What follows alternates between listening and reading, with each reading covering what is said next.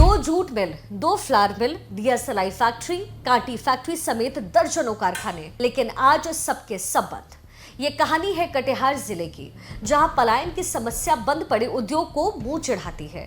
तकरीबन 41% मुस्लिम और 11% यादव वाला ये एरिया एक समय बिहार की उद्योग नगरी कहलाता था, लेकिन आज राजनीति की धाराएं यहाँ चाहे जैसी भी बहे, लेकिन वोटर्स की उम्मीदों का सब्जबाग मुरझाया दिखता है। कटिहार झारखंड और पश्चिम बंगाल दोनों राज्यों से अपनी चौहद्दी साझा करता है।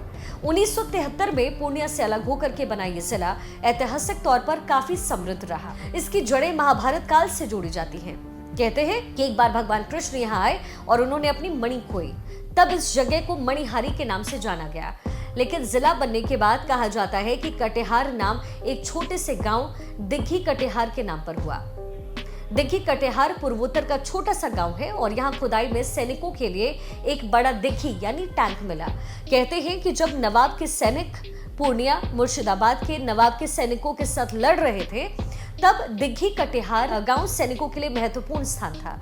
हालांकि कुछ लोग ये भी कहते हैं कि कटिहार का नाम सती के कमर के हार से हुआ, जो कि सोनाखल मंदिर में गिरा। सिखों के लिए भी कटिहार का बहुत ज्यादा महत्व है। सिखों के गुरु नानक देव जी और गुरु तेग बहादुर जी ने यहाँ का दौरा किया था, तो वहीं गुरु गोविंद सिंह जी ने भी यहाँ के लोगों से संपर्क साधा और यहाँ सिखों की भी बड़ी आबादी है। जहां तक सियासत की बात है तो कटिहार जिले में बिहार विधानसभा की 7 सीटें हैं। कटिहार सीट से पिछली बार बीजेपी के तारकिशोर प्रसाद जीते।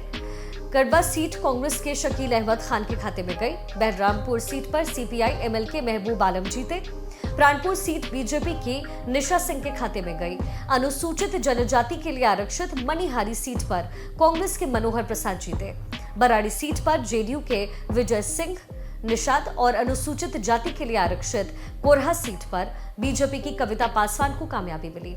जहां तक वोटों की गोलबंदी का सवाल है तो कटिहार सीट पर अनुसूचित जाति मतदाताओं की संख्या 9.96%, अनुसूचित जनजाति मतदाता 6.36% और मुस्लिम मतदाता 25.9%।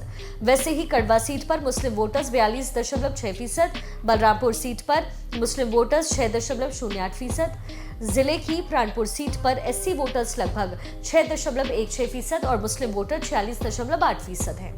पिछली बार जिले की 4 सीटें एनडीए के खाते में गई, लेकिन मुस्लिम वोटर्स की संख्या और ओबीसी वोटों में सेंधमारी की उम्मीद में तेजस्वी यादव को इस बार यहां पर पासा पलटने की उम्मीद है।